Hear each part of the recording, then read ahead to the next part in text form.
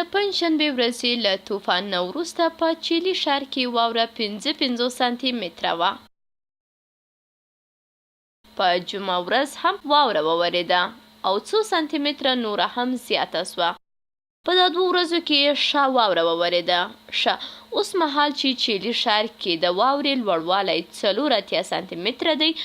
اوس وایاست چې د جمعې په ورځ څومره واوره ورېدلې. اوس که دې شکل ته وګورو نو پوښتنه به لږ روښانه سي. نو په لومړي سر کې د چیلي په ښار کې د پنجشنبې په ورځ چې هوا طوفاني وه ټوله 55 سانتي متره واوره سوې او دلته ښودل سوې هم ده.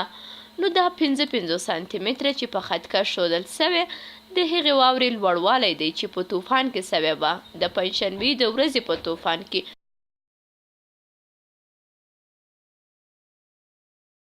نو لیکلی سو چې لوړوالی یې 55 سانتي متره دی خو واوره ونه درېده او لا پسې وورېده.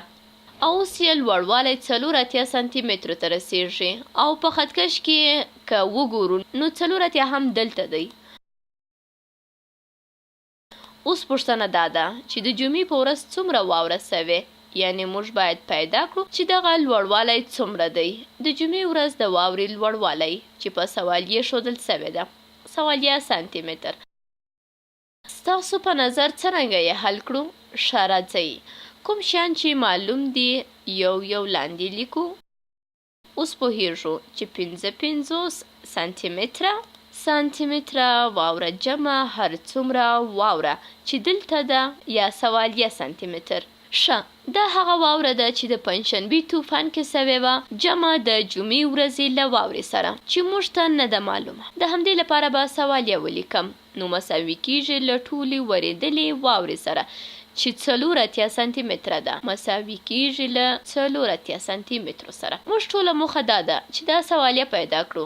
ښه د پیدا کولو یوه لار یې دا ده چې که ولیکو 55 جمع سوالیه مساوي ده له 84 سره. دا په دې معنا چې 84 منفي 55 مساوي کیږي له سوالیې سره او که داسې فکر وکړو که چیرې موږ دا ټوله واوره ولرو او وغواړو 55 سانتي متره ترې لرې کړو نو دلته به د سوالیې قیمت پیدا سي ځکه د 84 او 55 ترمنځ توپیر هماغه د جمعې ورځې واوره ده توپیر د 84 او 55 ترمنځ. اوس به وګورو چې دا توپیر څو کېږي. ښه دلته خو نه ځایېږي نو دا لاندې به ولیکم. ښه نو اوس 84 منفي 55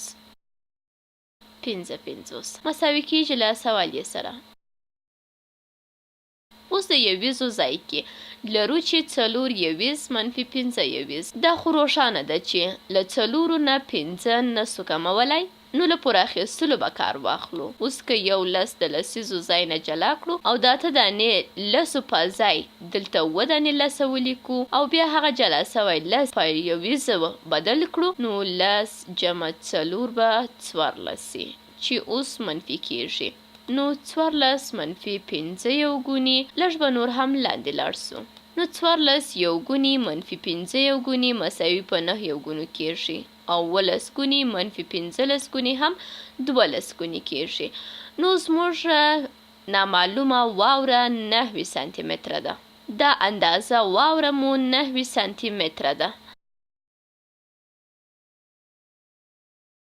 اوس به یې وازمایو. 55 جمع 19 پوره 84 کیږي. تاسو ویډیو ودروئ او دانه دانه یې جمع کړئ او وګورئ چې 84 کیږي که نه. نو د جمعې په ورځ څومره واوره سوې؟ ځواب هم 19 سانتي متره واوره.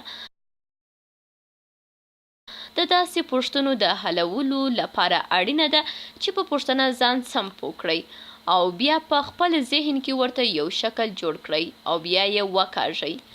که درکړل سوې نه وه او بیا کوشش وکړئ د ریاضي په ډول یې راولئ، یعنې د عددونو په ډول، په دې معنا چې د افادو په حل یې ولیکئ او وروسته بیا کولی سئ ډېر په اسانه یې حل کړئ.